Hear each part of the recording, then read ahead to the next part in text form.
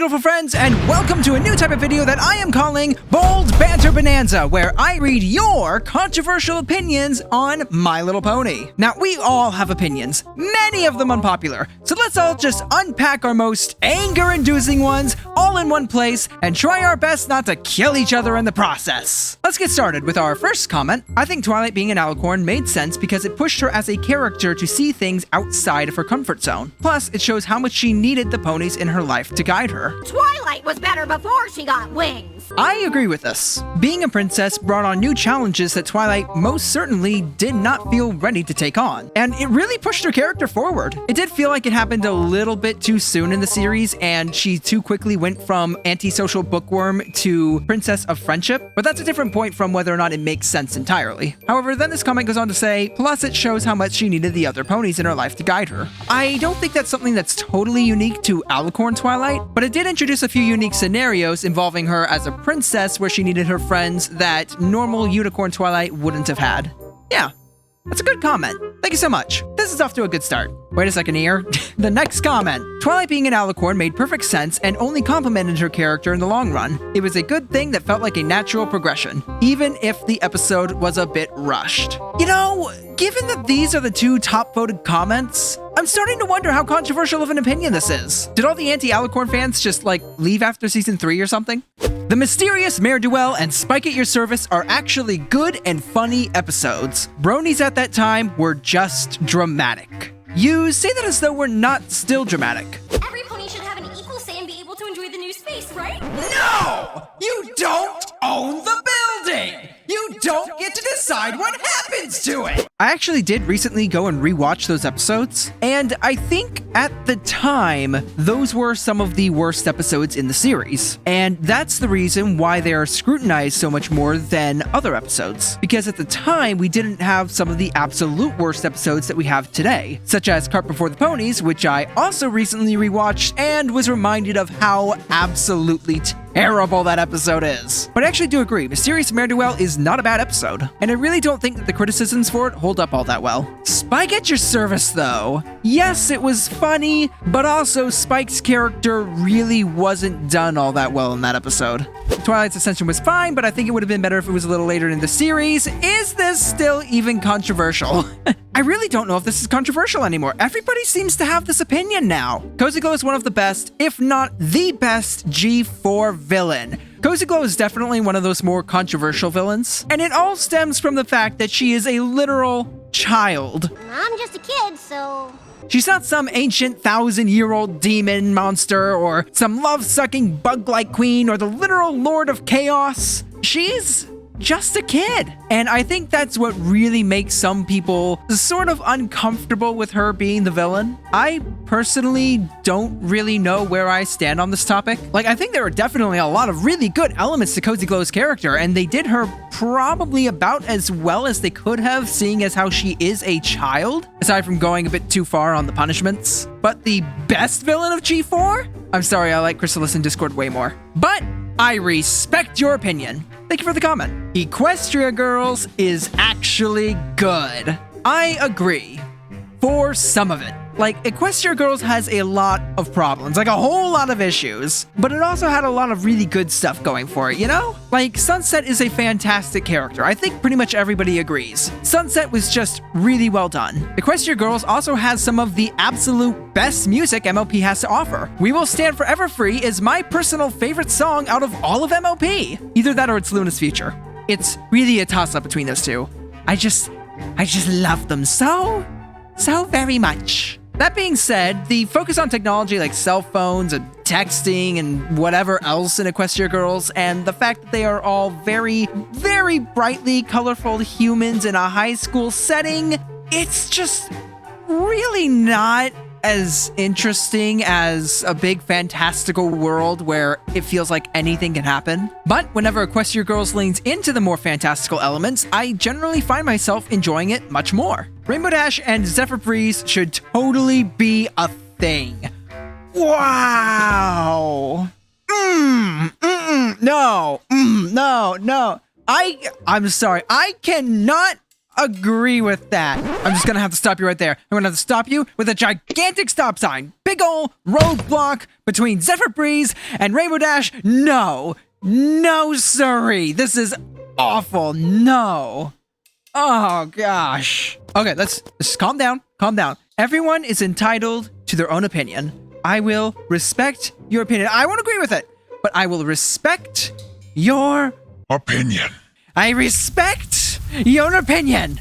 Woo! I asked for your controversial opinions, and boy, howdy did I get one. If you really want them to be a couple, I am sure there are some very poorly written fanfictions out there. Moving on. Wow, here's a pretty controversial opinion. I think The Perfect Pair is a terrible love story episode. It really isn't as good or as special as everyone makes it out to be. Ooh, that is a brave statement. Like, I have no scientific data or polls or anything to back this up, but I think there's a good chance that you could even say most people say that The Perfect Pair is the best episode in the series. I mean, I thought it was really emotionally heart-wrenching, and it was really sweet, and it had just a beautiful song, and it was so good. Like, yes, it was the classic Romeo and Juliet story, but that's not a bad story. There's a reason it's been parodied and adapted so many times in so many other shows. So I'm sorry, I cannot agree with this, Floofy3198, but I respect your opinion, and I commend you for being so willing to put out such a bold statement. Wow, that is quite the take. Moving on. Is it controversial for me to say the new magic ruins Earth ponies? I mean, I don't hate it as much as I used to, and I like the idea with hybrid plants, but they could have at least made it less overpowered and more variational per character. I agree with this. I know, Starstruck agrees with the criticism on G5. What a shocker. Like, I'm personally not opposed to the Earth ponies having magic, but I do definitely agree, like, it could have been handled better. And making it more variational per character, I actually thought that they were gonna do that. In Chapter 1, it looked like they were gonna give some Earth ponies plant magic, and then give other magical abilities to different characters. And I thought that Hitch's magical ability was going to be talking to animals, but it turns out no, he for some reason has both the magical ability to talk to animals and also has plant magic. Like, it just doesn't make sense why Hitch is the only pony with this extra ability. It made sense for Fluttershy to have this extra ability because, you know, it was her special talent and all, but that was her special talent. What's Hitch's excuse? His special talent is being a sheriff. Like, it just doesn't make sense. I'm gonna stop myself now before I go on an hour-long rant about G5's magic system. Moving on. Applejack and Rainbow Dash are good embodiments of their elements. Sure, they can sometimes fail and be liars and deserters, but all of the main six have derogated their elements at some point. I agree with this. This is a topic that's been around for a long time, and quite a lot of people have said, oh no, they don't deserve their elements because look, Applejack lied a couple times, or look, Rainbow Dash betrayed her friends, or like, yes, all of the main six do that. And I feel like most of the time when they aren't properly representing their elements, it's pretty justified. Sometimes it's not, but I think that a lot of the time it is. So, for example, when Applejack is lying to keep Pinkie Pie from learning about her party, you can tell by the look on her face just how hard it is for her to lie. Like, I think that actually adds on to her character. But despite those moments, she still, for the most part, values honesty above all else. And same thing with Rainbow Dash and loyalty. Moving on. I really loved Equestria Girls, especially the first movie and Rainbow Rocks. But for some reason, people didn't like the first one. It's really a setting change thing.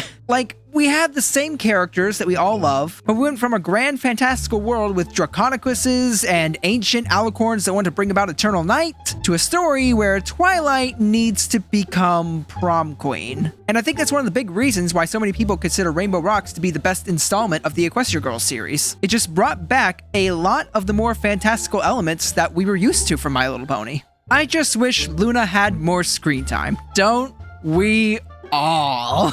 Oh, we got one from this fandom's very own Windstriker, who I promise is not my long-lost twin. I can guarantee that. Fluttershy is a terrible character in terms of character development. She kept reverting back to her old self in later seasons and losing all of that development. Plus, she kept realizing the same lesson. But that wouldn't be so bad if it wasn't also her only lesson. I disagree with this. Nope, I disagree with this hard. In terms of her character development, if you compare episode 1 Fluttershy to literally Fluttershy in any of the later seasons, you will see a serious progression with her. I mean, when she first met Twilight, she could barely speak. That's how shy she was. Keep up the good work. And with each season, she slowly becomes more and more bold. Like, her name is Fluttershy. She's never not going to be shy, but she can overcome it to a point, and each time she's relearning it, she's really just improving upon what she had already accomplished. Baby steps, you know? There is a fantastic video done by Reminiscent Violet who goes much further in depth on this. I will link that in the description. Go check it out. As for it being her only lesson, I also have to disagree. She had a lesson on asserting herself without being mean. She had a lesson on what it's like to live in someone else's shoes. I've heard this opinion quite a lot, and I personally just can't agree with it. But you know what? That's what we're looking for. We're looking for all the controversial opinions where people don't agree. So thanks for the comment. I despise Discord with all my might. You're looking to start a fight, aren't you? Oh, we got one from Mr. Someone. Trixie is way overrated and just a frustrating character to see on screen 95% of the time, because she rarely actually shows any signs of wanting to become a better person. My friend, there are a lot of Trixie fans whom you have just enraged. But luckily for you, I am not one of them. I actually agree with this. I don't understand the appeal people have towards Trixie. Like, I think that she's a great character, but not because she's likable, but I only think that she's a great character because she pushes the other characters to their limits and brings out sides of them we don't normally see. Trixie frustrating all the other characters is what I think makes her a really good character. But do I like Trixie as like a person, and is she the kind of pony that I would want to hang out with? No, absolutely not. And I don't understand people who do. No, I'm not a narcissist. But 95% of the time. You know what? I'm gonna say 90% of the time for me. I think 95 is a little high. Just a smidge.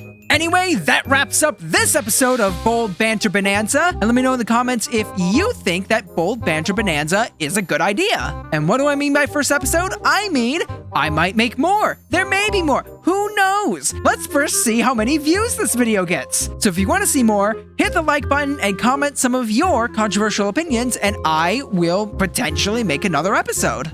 In the meantime, YouTube thinks that you'll like this video, so go ahead and click it, and have a good day. Bye-bye.